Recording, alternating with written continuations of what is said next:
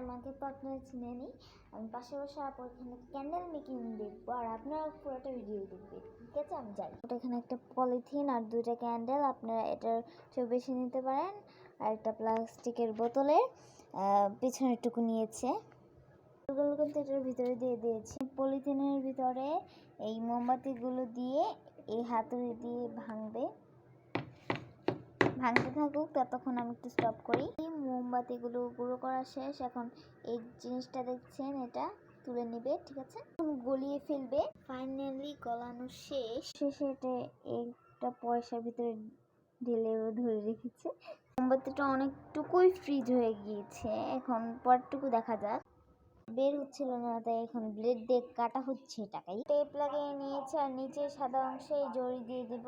আপনারা অন্য কালারও দিতে পারেন, আমরা এই কালার দিই। কেমন হয়েছে এটা কমেন্টে বলে দিবেন, ঠিক আছে?